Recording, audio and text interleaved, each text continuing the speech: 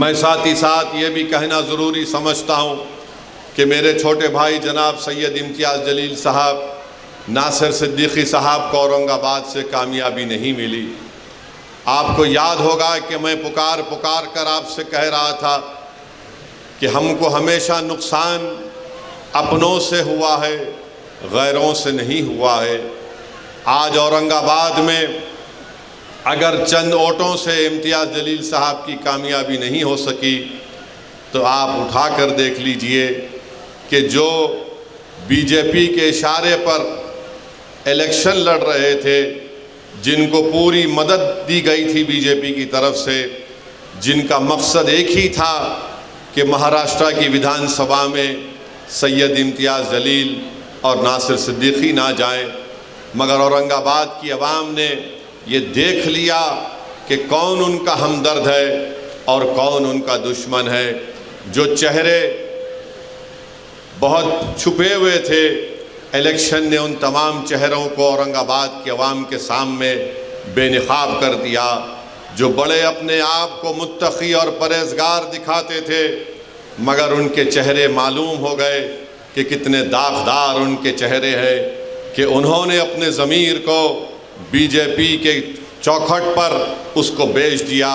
یہ کبھی اورنگ آباد کی عوام بھول نہیں سکتی۔ مجھے اس بات کی تکلیف ہے کہ امتیاز جلیل اور ناصر صدیقی کی کامیابی نہیں ہو سکی، مگر انشاءاللہ تعالی ہم پر امید ہیں، محنت کریں گے اورنگ آباد میں دوبارہ، اور انشاءاللہ تعالی دوبارہ وہاں سے مجلس اتحاد المسلمین اور امتیاز جلیل کو اللہ سبحانہ و تعالی نبی کریم صلی اللہ علیہ وسلم کے صدقے طفیل میں ان کو دوبارہ وہاں سے رکن اسمبلی منتخب کر کے عوام کی نمائندگی کرنے کا موقع عنایت فرمائے گا۔ مگر آپ جانتے ہیں کہ یہی امتیاز جلیل تھے، پارلیمنٹ کا الیکشن 4 مہینے پہلے ہارا، مگر جب ناموس رسالت کا مسئلہ پیدا ہوا تو امتیاز جلیل نے یہ نہیں سوچا کہ میں ابھی ممبر آف پارلیمنٹ نہیں ہوں۔ امتیاز جلیل نے بحیثیت مہاراشٹرا کے مجلس اتحاد المسلمین کے صدر کے اس چیز کو اٹھایا، اور جو لوگ رسول اللہ صلی اللہ علیہ وسلم کی شان میں گستاخی کرنا چاہتے تھے، امتیاز جلیل نے احتجاج، صدائے احتجاج کو بلند کیا، اور پورے مہاراشٹرا کی ایک تاریخ میں ایک پرامن احتجاج نکالا گیا۔ میں شکریہ ادا کرنا چاہوں گا ہمارے دھولیا کے فاروق شاہ صاحب کا۔ بہترین الیکشن کیمپین فاروق شاہ صاحب نے کیا، بہترین کام دھولیا کے گلی کوچوں میں جناب فاروق شاہ صاحب نے کیا۔ یہ اللہ کی کیا مرضی تھی، اللہ بہتر جانتا ہے۔ ان کی کامیابی نہیں ہو سکی۔ مجھے یقین ہے کہ فاروق شاہ اپنے گھر میں بیٹھنے والا نہیں ہے، وہ نکل کر دھولیا کی عوام کی خدمت کرتے رہیں گے، اور انشاءاللہ تعالی دوبارہ وہاں سے منتخب ہو کر جائیں گے۔ مجھے افسوس اس بات کا ہے کہ شولہ پور سے فاروق شابدی پچھلے 3 سال سے محنت کر رہے تھے، بہت قربانیاں فاروق شابدی نے دی۔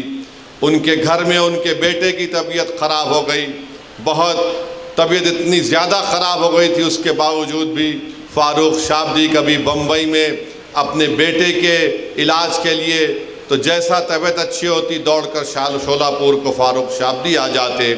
پھر ایک ایسا وقت بھی آیا کہ ان کے والد کی طبیعت اتنی خراب ہو گئی، مگر فاروق شابدی نے اپنی والد کی بھی خدمت کی اور شولہ پور کی عوام کی خدمت کی۔ میرے عزیز دوستوں اور بزرگوں، ہم کو تکلیف اس بات کی ہے کہ گونڈی سے ہمارا کینڈیڈیٹ عتیق جو پہلی مرتبہ الیکشن لڑ رہا تھا سماج وادی پارٹی کے کینڈیڈیٹ کے خلاف، جو پچھلے 5 سال پہلے ان کو شاید 30-35 ہزار کی میجارٹی تھی، یہ ایک نوجوان بچہ اپنی زندگی کا پہلا الیکشن لڑا اور سماج وادی پارٹی کے ان کے لیڈر کو چنے چبا دیے، اور ان کی میجارٹی 10,000 تک لا کر کم کر دی۔ 10,000 سے عتیق کی کامیابی نہیں ہو سکی، مگر ہمارے لیے خوش آئند بات ہے، انشاءاللہ تعالی ہم اتنے بڑی تعداد میں ووٹ حاصل کی ہے۔ اس سے ایک پیغام یہ ملتا ہے کہ مہاراشٹرا میں مسلمانوں نے طے کر لیا ہے کہ مجلس اتحاد المسلمین ہی ہماری سیاسی آواز بن سکتی ہے۔